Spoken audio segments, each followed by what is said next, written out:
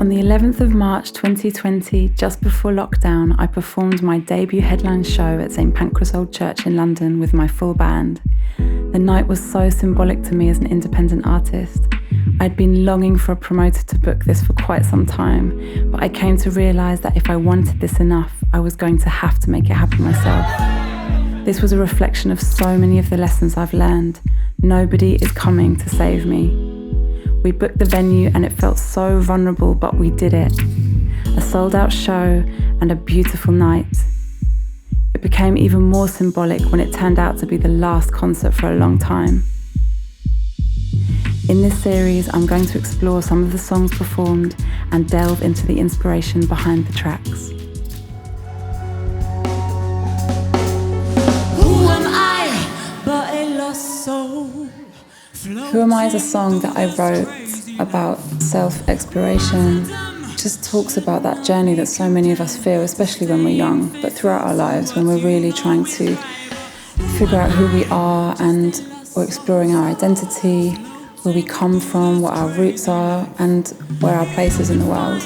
I often felt that I didn't really fit in anywhere, and that sensation of always being on the outside looking in was something that really, really underpins a lot for me. Who are we to lay down our law? We don't understand what we're fighting for. The second verse really goes into my political confusion at the time.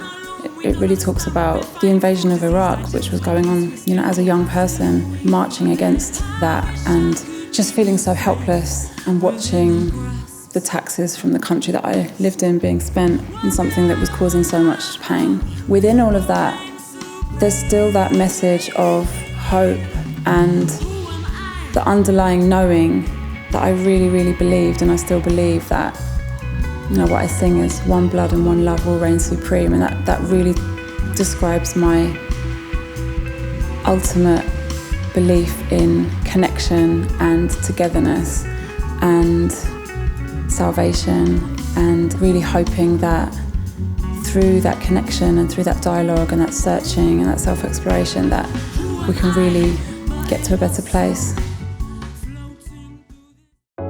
The journey of self-discovery is truly limitless. If we are able to practice living in a state of curiosity and self-reflection with a willingness to let go of judgment, imagine the connection, imagine the peace.